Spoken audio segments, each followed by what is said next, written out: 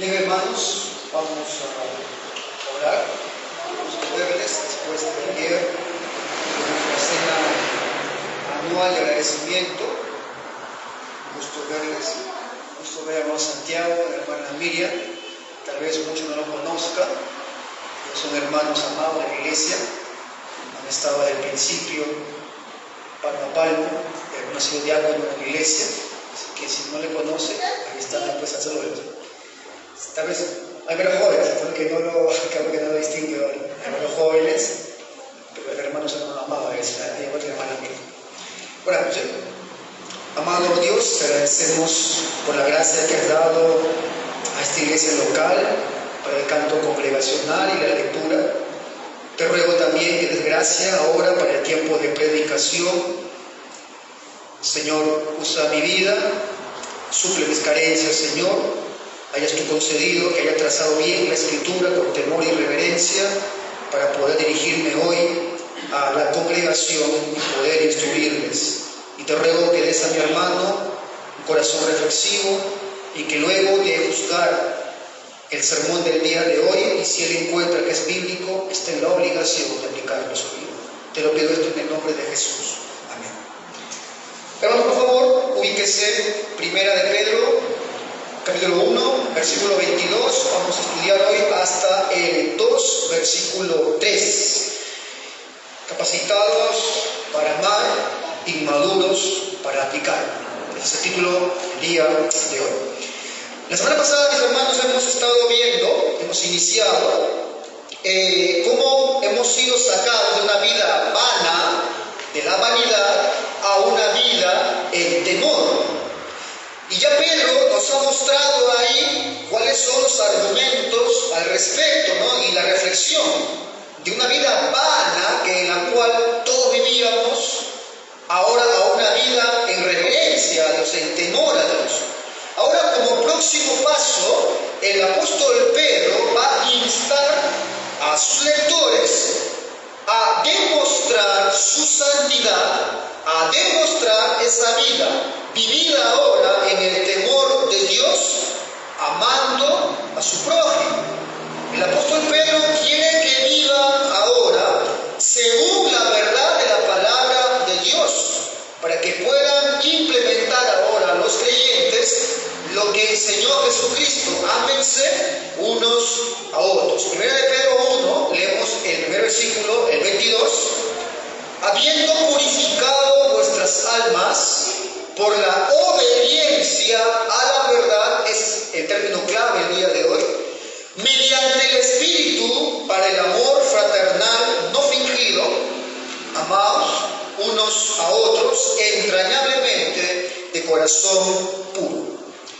Hermano, es lamentable que alguien, estando capacitado para una actividad, por su inmadurez no lo esté ejerciendo sin la motivación correcta. O peor aún, lo esté ejerciendo tal vez, pero siendo tropiezo o siendo inútil. Es increíble, mi hermano, cómo una persona capacitada con un don pueda ser más instrumento de confusión, instrumento de división, por irresponsable y por inmaduro. Y esto, hermano, muy en especial sucede cuando hablamos del don del amor. Por ejemplo, vemos parejas, aún cristianas, diciendo, no, pastor, se me acabó el amor. No, se te acabó la atracción, no otra cosa. Pero es una contradicción. El amor bíblico, mis hermanos, no se trata de romanticismo ni de atracción. Esposo, aquella mujer con la que tú te casaste, por la cual de soltero estabas dispuesto a aventarte de cualquier abismo por ella, si te unes a ella y no estás construyendo en el verdadero amor bíblico, sino estás construyendo sobre el amor que enseña el mundo, por supuesto que ese amor se te va a acabar. O hermanos y hermanas solteras, si usted está basando su ilusión y su apego a alguien basado en el amor del mundo, que es un amor voluble y sensual y sentimental, estarás llevando a una relación miserable, a una relación pecaminosa, o peor aún, a un matrimonio desgraciado. Porque recuerda que lo que te gusta hoy, mañana ya no. Tenemos todos una tendencia a la sensualidad, a vivir por los sentidos, por lo que sentimos. Pocos son los que tienen una idea clara de lo que es realmente el amor, aún siendo cristianos. Cuando le preguntamos, por ejemplo, a los jóvenes qué es el amor bíblico, repiten como loro, ¿no? El amor es sufrido, es benigno, el amor no tiene envidia, no es capacioso, no guarda rencor, y repiten, ¿no?, de forma de memoria lo que dice el apóstol Pablo en su primera carta a los Corintios en el 13. Sin embargo, ¿te has preguntado cuál es el contexto de esa declaración? ¿Te has preguntado por qué Pablo afila esos adjetivos y sustantivos del amor? ¿Cuál es la intención del apóstol Pablo? La mayoría, cuando hablamos de amor, cuando pensamos de amor, no pensamos en términos bíblicos de lo que es el amor, sino que pensamos en términos de sentimientos, de amistad, en términos de romance, en términos de deseo. A tal punto, hermanos, que el día de hoy muchos jóvenes, cuando dicen te amo, están diciendo me amo a mí, pero te deseo a ti. Por ejemplo, ¿dónde se está viendo actualmente la falta de comprensión de lo que es amor bíblico? Mira un poquito a tu alrededor afuera, en estos tiempos de sedición, reina la sedición, reina el caos, reina la revolución en nuestro país, se están usando propagandas de Facebook, de redes, de televisión, hay intimidación de partidos beligerantes, esa es la definición que hay que darle a todo aquel que afecta la tranquilidad de los ciudadanos. Con ataques, con coerción, con saqueos y otras cosas, hay un marco sombrío, hay un marco de incredulidad y tristemente los que dicen aún ser cristianos, participando de eso, olvidando dos cosas. Uno, que han sido capacitados con el amor de Dios. Han sido guiados en el amor de Dios para que piensen y actúen bíblicamente, no fanáticamente, no con revanchismo, no con un rescate de ideales, no con oportunismo, no con orgullo. Yo leía justo hace unos días que alguien decía, toda esta revuelta que se da es por el orgullo antiguo. Hermano, ese no es el amor bíblico. Y segunda cosa, olvidan que la misión de la iglesia, o sea, de cada uno, de un verdadero cristiano, no se trata de una transformación cultural, no se trata de una implantación de un gobierno terrenal ni de derecha ni de izquierda. Se trata de proclamar la palabra de Dios a toda criatura, a toda nación, de ser columna y baluarte de la verdad y de velar por la purificación y santidad de todos aquellos que el Señor añade a su pueblo. En ambos casos, mis hermanos, el origen del problema es el mismo: la falta, el desconocimiento de lo que es el amor bíblico.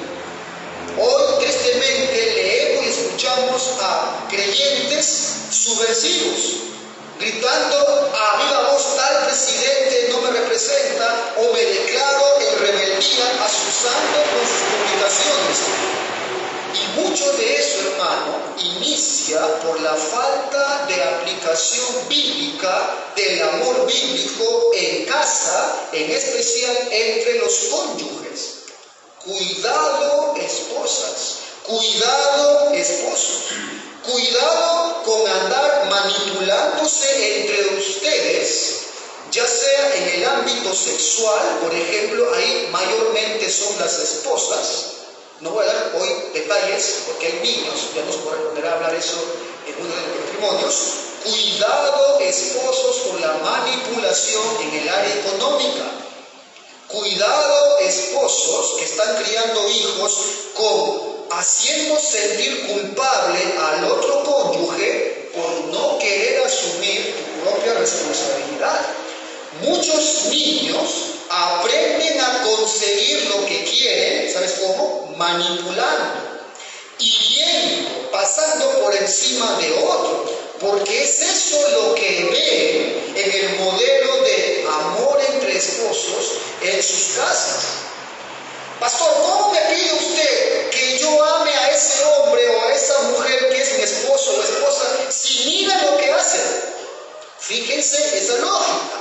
Para él o para ella, el otro tiene que hacer algo para que él pueda ofrecerle algo. Y eso, hermano, no es el amor bíblico. Entonces, ¿qué es el amor bíblico? El amor bíblico, mi hermano, es un acto determinado de la voluntad, el cual siempre resulta en actos determinados de entrega, de darnos al otro. Y esa determinación únicamente puede ser tomada por la presencia de Dios en la vida de los creyentes. Si no lo ves así, yo realmente dudo que tú creas en el amor de Dios. ¿O tú crees, mi hermano, que motivamos a Dios para que Dios nos ame? No, ¿verdad? Primera de Juan 4, versículo 10, nos dice: en esto consiste el amor.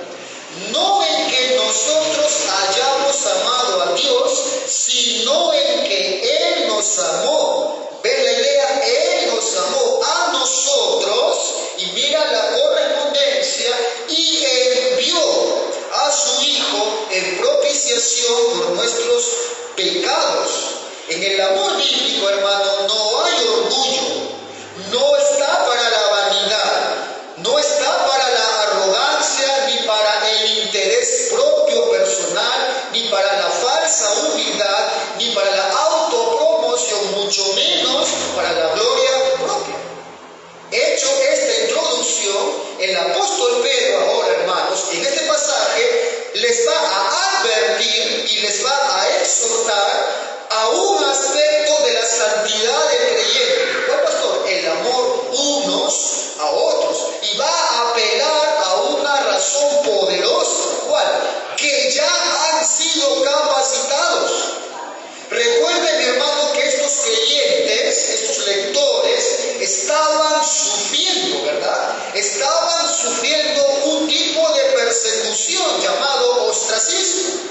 Ahora bien, alguien podría decir: pastor, pero no entiendo algo. ¿Qué necesidad de que el apóstol Pedro exhorte a estos hermanos a amarse unos a otros en un contexto de persecución? Si no es que estaban sufriendo, no es que están pasando momentos complicados.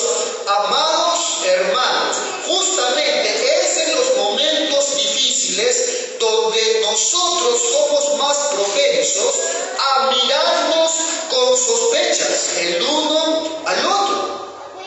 Justamente es en estos momentos tensos que somos proclives a maquinar lo que el otro pueda estar diciendo o pensando de mí, sin que lo haya pensado o sin que lo haya dicho. Es en esos momentos difíciles donde nos volvemos más susceptibles. Es en ese momento donde aún, hermanos, actuamos con egoísmo, juzgamos al otro, incluso por cosas que ni siquiera lo han dicho ni tampoco lo han hecho. Vemos a los demás como que si nos quieren agredir a nosotros o están en contra nuestra. Por ejemplo, voy a cometer una infidencia para ir al punto. Amado hermano, sobre todo miembro de la iglesia, nunca a ti se te cruzó por la cabeza pensamientos de suspicacias o de sospechas ante tu hermano cuando en momentos complicados económicos no pudo dar un compromiso para el pago del alquiler. ¿No se te cruzó nunca por la cabeza una suspicacia, una queja, un reproche? Es en momentos difíciles donde estamos más proclives, hermanos, a sospechar del hermano, a presentar una barrera pensando que dice, habla o hace algo en contra de mí. Estos creyentes estaban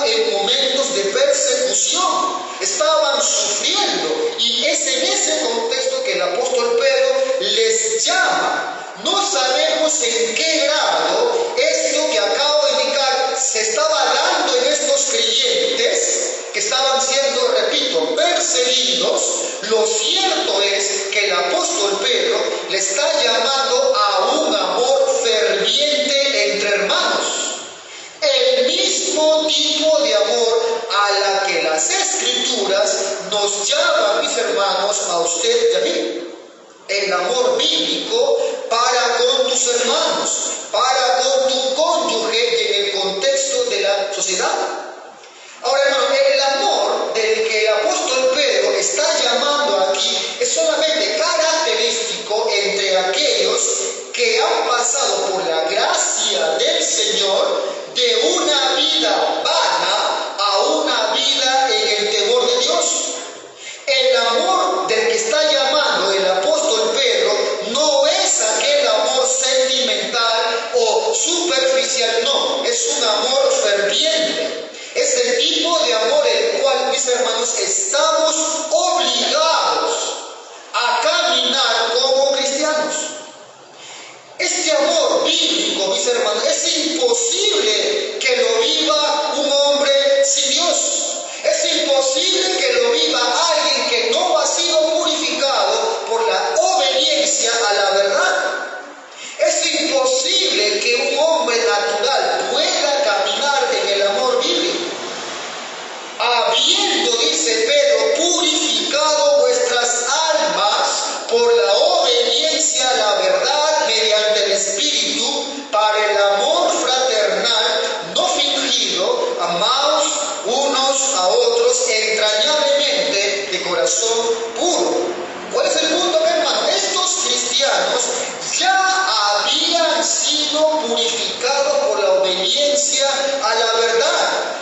Por lo tanto, para estos creyentes no era imposible amarse bíblicamente con amor entrañable entre ellos.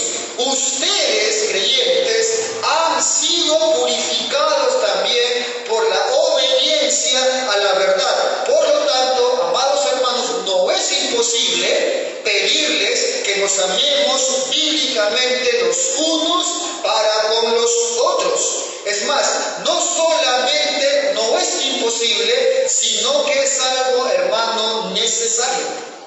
Es algo que debe estar dándose en medio de la iglesia. Ahora, ¿a qué se refiere el apóstol Pedro con obediencia a la verdad? La respuesta breve sería, hermano, que se refiere a la circuncisión del corazón. Esa es la idea principal de esta porción. Me explico un poco mejor. Todos sabemos ya, en cierta medida, que los pequeños niños judíos eran circuncidados al octavo día de su nacimiento, ¿verdad? Como una señal de que pertenecían al pueblo del pacto. La gran mayoría de judíos pensaban que por el simple hecho de estar circuncidados, aseguraba eso que eran hijos de Dios, porque pertenecían a la simiente de Abraham, a lo cual tanto el Señor Jesucristo como el apóstol Pablo dejan en claro que no era así. Vemos en el Evangelio de Juan, por ejemplo, en el 8, si lo puede leer, léalo o búsquelo, vemos ahí cómo Jesucristo les dice claramente esto. Respondieron en el 38 y le dijeron, nuestro padre es Abraham. ¿Qué le responde el Señor? Si fueseis hijos de Abraham, las obras de Abraham haríais. Y luego le dice más adelante, si vuestro Padre fuese Dios, ciertamente me amaríais, porque yo de Dios he salido y he venido. Y luego le dice, vosotros sois de vuestro padre el diablo, y los deseos de vuestro padre queréis hacer. O el apóstol Pablo, Romanos 2, lo leo en la versión textual, dice ahí en el versículo 28, pues no es judío el que lo es de forma externa, ni es circuncisión la que aparece exteriormente en la carne, sino que es judío el que lo es en lo interior, y la circuncisión es la del corazón por el Espíritu, no por la letra, cuya aprobación no viene de hombres, sino de Dios. Entonces,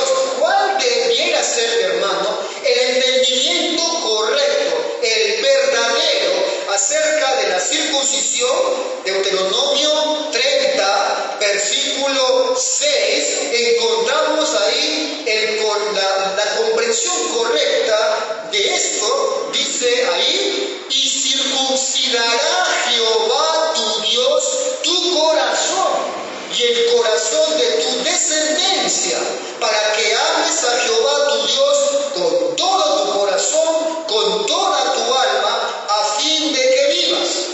O Pablo le escribe a Colosa en el 2, versículo 11: en él también fueron circuncidados. ¿Cómo? Con circuncisión no hecha a mano, al echar de vosotros el cuerpo pecaminoso carnal, sino que en la circuncisión de Cristo.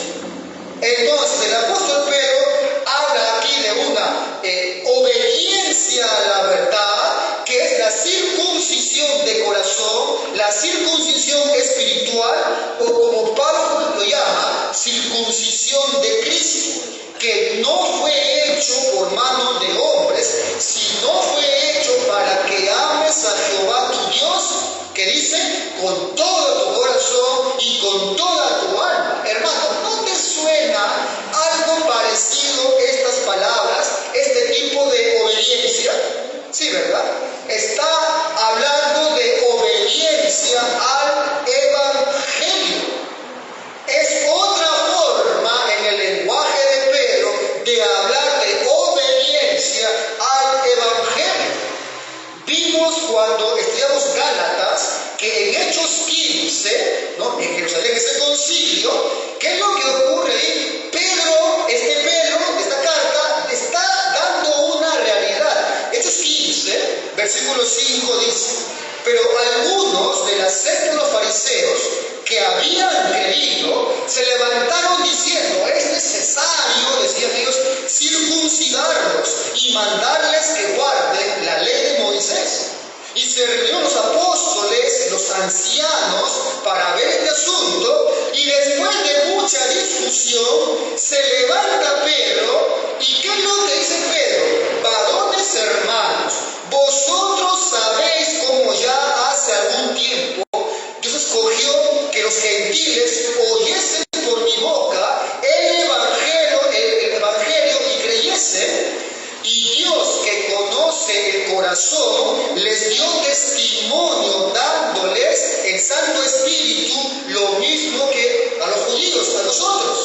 Y ninguna diferencia hizo entre ellos y nosotros, purificando por la fe sus corazones. Ahora pues, ¿por qué tentáis a Dios poniendo sobre la cerviz de los discípulos un yugo que ni nuestros padres ni nosotros hemos podido llevar?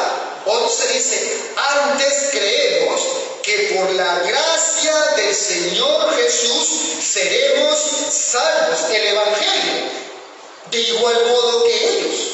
Así que, hermanos, esa obediencia a la verdad por la cual estos lectores y ustedes y yo han sido circuncidados en su corazón, han sido purificados porque se te predicó a ti el Evangelio, y tú por la gracia del Señor creíste y fuiste purificado.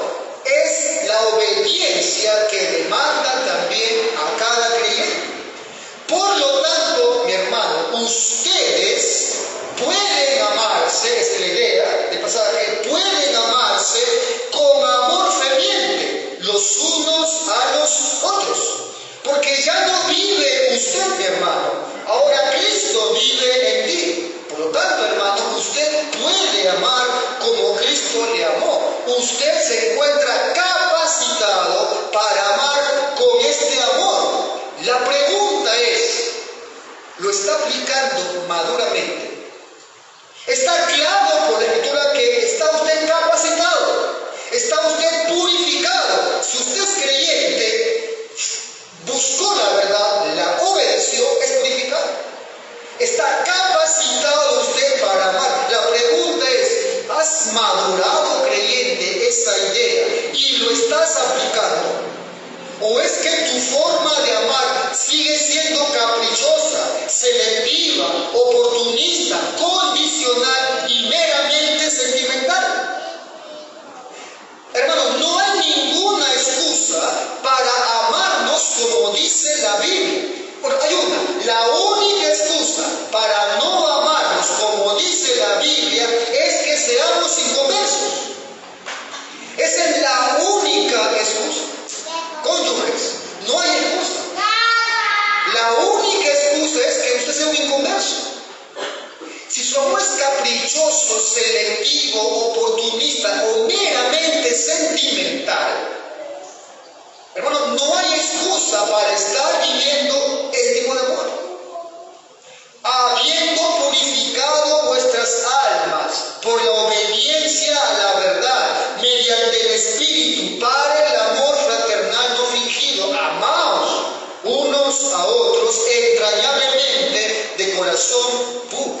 Ahora, acá, hermano, toca aclarar.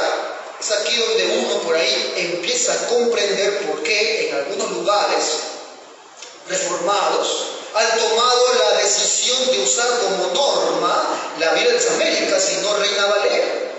Porque en este texto en particular, mi hermano, hay ciertas añadiduras, vamos a llamarle, que no se encuentran en el original. Permítame hacer un breve corchete al tema que estamos tratando. En el grupo de la iglesia he enviado un artículo, un poco para adelantarme a esto, para que usted lo revise. En este texto, mi hermano, que estamos ahora estudiando, está aplicando algo que se llama variantes textuales. Cuando se dice el término mediante el Espíritu, por ejemplo, eso es una variable textual. O sea, está en el manuscritus, pero no está en el más antiguo original. Ahora, hermano, es importante saber algo, que estas variables textuales existen, pero no cambian la fe. No distorsiona ninguna doctrina, no afecta la fe bíblica, pero sí son importantes. Hay que ser sensatos en decir, por más que no afecte, que eso no está en el manuscrito original. Cuando leemos la parte en el 23, léanlo por en su Biblia, siendo renacidos no de simiente corruptible, sino de incorruptible por la palabra de Dios que vive y se permanece para siempre. Por ejemplo, esa frase vive y está para siempre, en el texto original del cual se cita no aparece.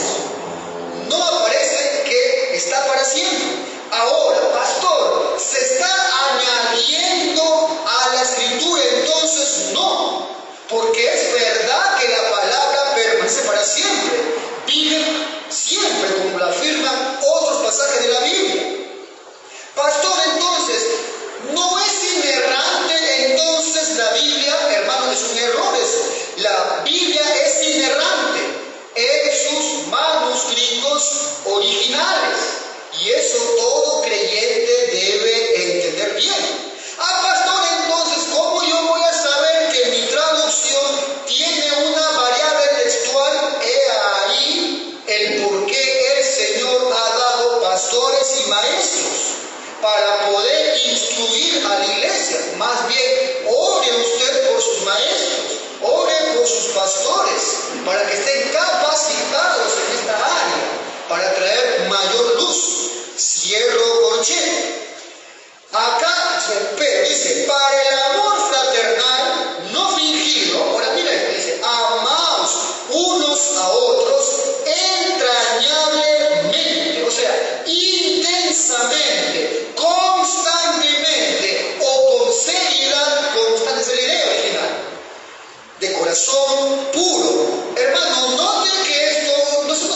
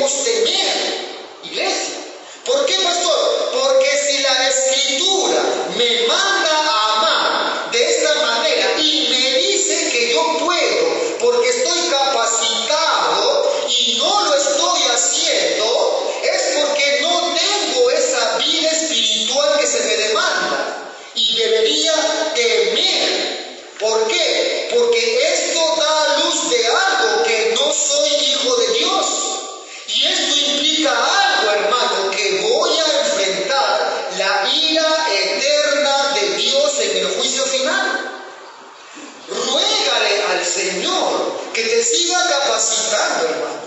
Ruégale a Dios que nos ayude a ser maduros en esta área. Que dejemos el infantilismo y la inmadurez y pasemos realmente a crecer como iglesia en esta área.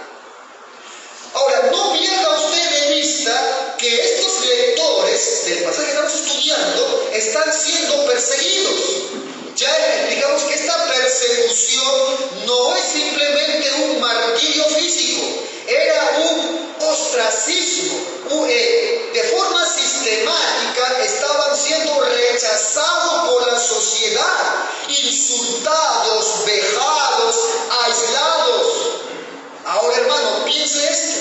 Si estaban siendo así, rechazados por toda la sociedad, ¿cuál era el lugar que tenían estos creyentes donde podían ir a refugiarse de toda esa hostilidad del mundo? La iglesia local, ¿verdad? Era el único lugar donde podían refugiarse de la hostilidad del mundo, la iglesia local. Para muchos de nuestros familiares, compañeros de trabajo, aún hermanos en la fe de otras congregaciones, cuando enfatizamos la solemnidad del día del Señor, nos ven como religiosos, ¿verdad? Nos ven como fanáticos. ¿Dónde encontramos refugio, amado hermano? En medio de la iglesia local. Entonces la pregunta es, hermano, ¿encuentra eso usted con sus hermanos cuando llega a este lugar físico? O más bien cuando usted llega aquí encuentra chisme, encuentra murmuración a sus espaldas, encuentra rechazo de sus hermanos. ¿Qué encuentra aquí usted, hermano? Porque si no haya usted aquí el refugio, tristemente debo decir que no estamos practicando entonces el amor bíblico. Y eso, hermano, es una contradicción, es una tristeza y una ofensa para Cristo. Pero si usted lo ha hallado, preguntaré, ¿por qué falta usted acá entonces? Si usted lo ha hallado, ¿por qué se va apurado entonces? ¿Hay amor bíblico en medio nuestro? Bueno, quiera el Señor que podamos nosotros con limpia conciencia decir, y hablo de este lugar, decir de esta iglesia local, de esta congregación, las palabras que usó el apóstol Pablo cuando se refería de Salónica. Pablo decía, pero acerca del amor fraternal, escuche hermano, no tenéis necesidad de que os escriba, porque vosotros mismos habéis aprendido de Dios que os améis unos a otros, y también lo hacéis así con todos los hermanos que están por toda Macedonia. Pero os rogamos, hermanos, que abundéis en ello más y más. Pablo cayó, no tenía más que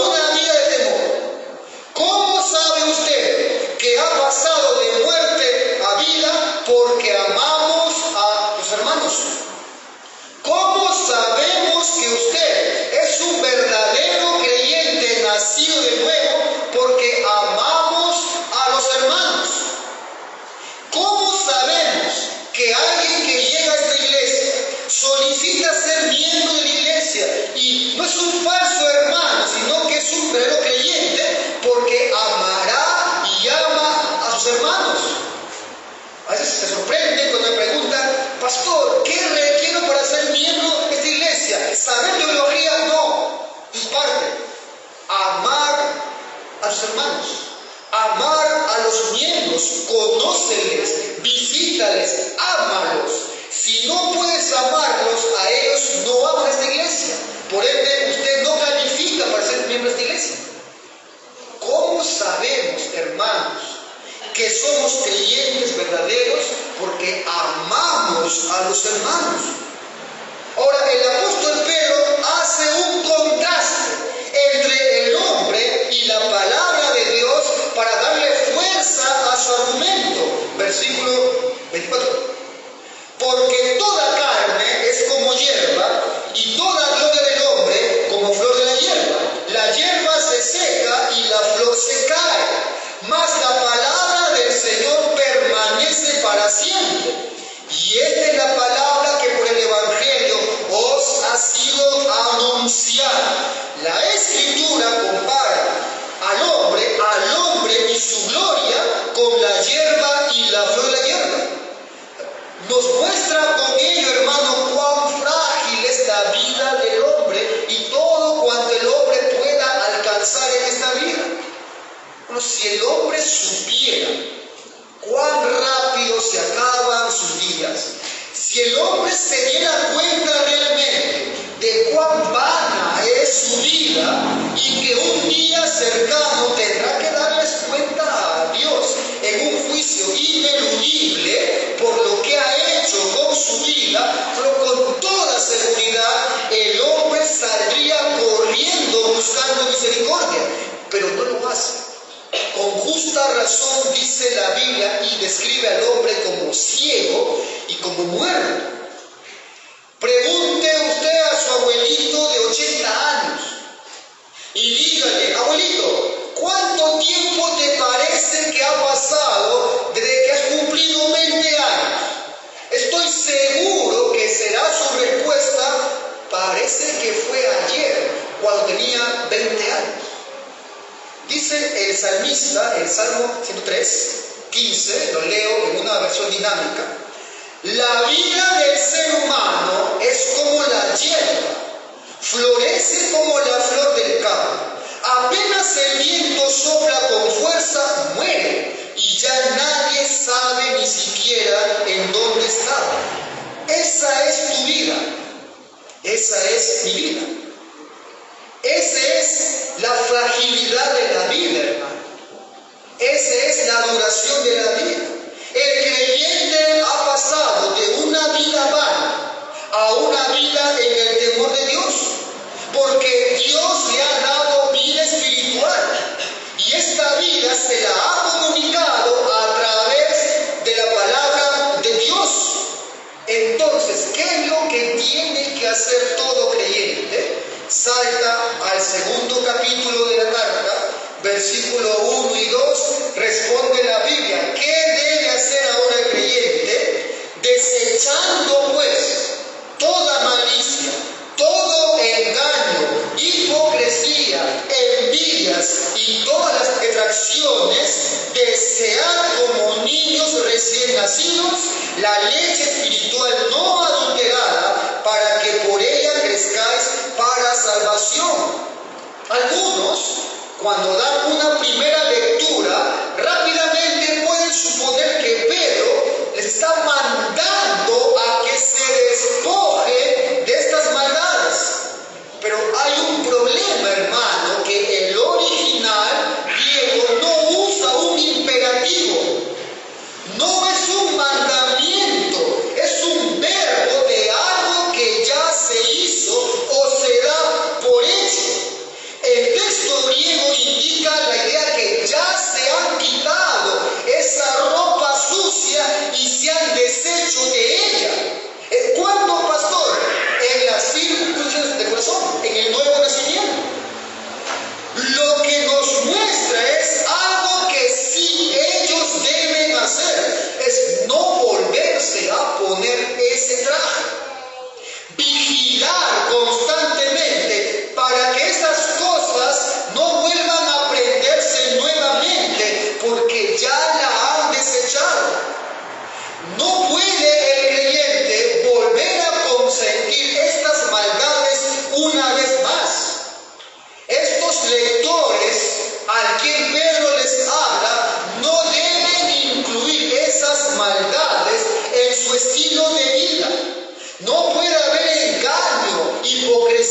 ira, envidia, son cosas que el creyente debe aborrecer y debe alejarse de ellas. Debe estar velando el creyente para que estas cosas no vuelvan a ser parte de sus vidas. No vuelva a encontrarse con envidia, con hipocresías en el corazón, porque eso no hace parte, hermano, del nuevo corazón que ha dado Dios al creyente. Pablo aquí dice Pedro aquí habla de forma general toda malicia, dice Pedro, toda malicia, toda mala voluntad que se origina en tus deseos pecaminosos. Si permitimos, hermanos, que este mal se exprese en tus relaciones con los demás, el amor por el prójimo, hermano, desaparece. Toda malicia es el deseo de causar dolor, de causar daño, de agraviar a su prójimo. Estoy seguro que si Pedro hubiera vivido en el siglo XXI, hubiera hecho un acápite acerca del uso de las redes sociales. Hay mucha maldad que se hace usando estos medios. Toda malicia, todo engaño. Aquí hace alusión a esas acciones abarcadas en todo engaño, falsedad, astucia, seducción, difamación, traición. Hay un pasaje en Hechos 13, cuando Pablo reprende al mago Elimas, ¿no?, en Chipre. ¿Qué es lo que le dice? Le dice, hijo del diablo. Pero fíjate cómo acaba la frase, hijo del diablo, enemigo de toda justicia. Tú estás lleno de todo engaño y maldad. Hijo del diablo. El engaño, hermano, toma la apariencia de verdad para atrapar al incauto. El engaño es hermana melliza de la hipocresía. Por el engaño alguien es extraviado y por la hipocresía es engañado. Pero habla de hipocresía. Es el que finge ser lo que no es. Alguien de doble corazón, alguien con lengua mentirosa, alguien que cubre su pecado y lo recubre con una falsa humildad. La envidia, esa actitud que se expresa en el deseo de poseer lo que le pertenece a otro. La envidia, hermano, frecuentemente lleva al rencor y a estar descontento con lo que tenemos.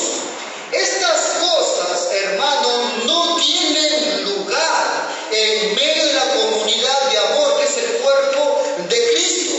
Son pecados horribles que usted debe aborrecer y estar velando individualmente y corporativamente.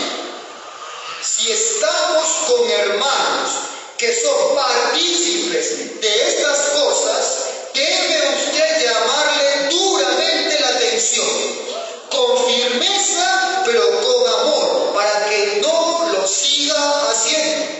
Y si persiste en ello, debe retirarse de la comunión de la iglesia. Y si persiste en ello, debe ser excomulgado por amor a la iglesia. Más bien, acá sí hay un mandato imperativo: desear como niños recién nacidos la leche espiritual no adulterada, para que por ella crezcáis, maduréis para salvación. Encontramos en la Biblia dos pasajes más que hablan del término que usa Pedro, ¿no? Esa vianda espiritual comparada con lo básico.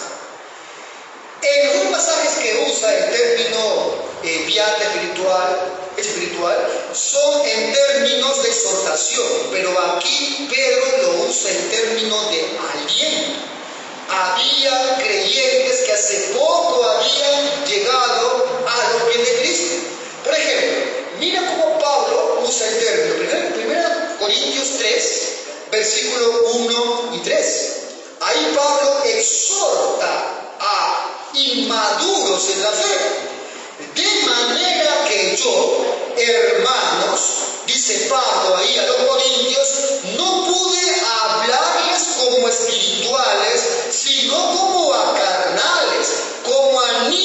niños en Cristo, os di de beber leche y no vianda, porque aún no erais capaces, ni lo sois todavía, porque aún sois carnales, pues habiendo entre ustedes celos, contiendas, disensiones, no sois carnales y andáis como hombres. Eran creyentes inmaduros, que a causa de no poder amar a su prójimo, de no poder velar por su vida espiritual, tenían entre ellos pleitos, celos, envidias. Y Pablo dice, no puedo hablarles como maduros. Bueno, es una vergüenza para la iglesia de Cristo, algo así. Hebreos 5, 11 al 14. Acerca de esto tenemos mucho que decir, por cuanto os habéis hecho tardos para oír, porque debiendo ser ya maestros, después de tanto tiempo, tenéis necesidad de que se os vuelva a enseñar cuáles son los primeros rudimentos de las palabras de Dios. Y habéis llegado a ser tales que tenéis necesidad de leche y no de alimento sólido. Y todo aquel que participa de la leche es inexperto en la palabra de justicia, porque es niño. Pero el alimento sólido es para los que han alcanzado madurez, para los que por el uso tienen los sentidos ejercitados en el discernimiento del bien y del mal. Pastor, ¿cómo alcanzamos madurez espiritual? Obedeciendo lo elemental de las doctrinas. Si conocemos lo elemental de las doctrinas, lo más básico, pero solamente como oidores, nos engañamos, hermanos, porque según la Biblia somos niños, somos infantiles aún. Hermanos, la Biblia debe convencernos a cada uno de nosotros cuál es nuestra condición, cuál es tu situación. Si se ve usted reflejado en estos últimos textos que hemos leído, si usted se ve como un inmaduro, porque no está amando como debería, no está actuando como debería, por más que estés capacitado y no estés amando a Dios y a la iglesia y al mundo en tu testimonio, en tu predicación, ruégale hoy, hermano, al Señor que te conceda realmente poder expresar el amor bíblico. Y cierra Pedro esta porción: si es que habéis gustado la benignidad del Señor. Hermanos, veamos nuestras vidas agradecidos porque hemos gustado de la bondad del Señor. Hemos sido rescatados de nuestra vana manera de vivir. Ahora a una vida plena, a una vida en temor. Dejemos a un lado los conflictos, las envidias, las contiendas. Vivamos en el temor del Señor, amando a tus hermanos con un amor ferviente. Hermano, no hay nada en este mundo para usted. No hay más deleite para usted en este mundo que gustar, como dice Pedro, de la bondad de Dios. El Salmo 34, de la cual cita aquí Pedro, versículo 8, 10, dice: gustad y ved que es bueno Jehová, dichoso el hombre que confía en él. Y esto lleva una acción: temed a Jehová, ustedes sus santos, pues nada falta a los que le temen. Los leoncillos requieren y tienen hambre, pero los que buscan a Jehová no tendrán falta de ningún bien. Así que, hermano, en la medida que nos alimentamos de esa leche espiritual, gustamos de esa bondad de Dios. En la medida por la ayuda del Señor, ese amor brota en ti, ese deseo de desechar lo malo y amar a tu hermano con un amor bíblico.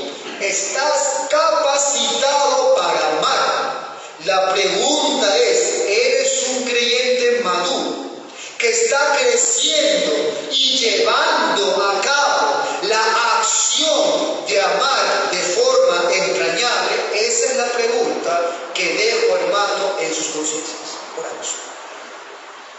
Amado Señor, te agradecemos por tu palabra expuesta el día de hoy. Rogarte a ti, Señor, que nos concedas discernimiento, autoevaluación, para poder ver si estamos caminando de esta manera, amando a mis hermanos.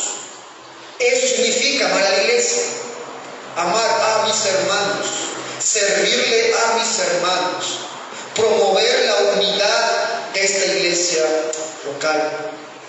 Señor, ayúdanos a desechar constantemente en oración y en acción piadosa toda envidia, todo celo, toda contienda, todo engaño, toda malicia. Si alguien aquí, Señor, se ha examinado por la palabra y encuentra que no está amando así, que se arrepienta. Arrepiéntase, vuelva con ese Señor y pídale que le conceda el amar a su hermano. Señor, te pido todo esto en el nombre de Jesús.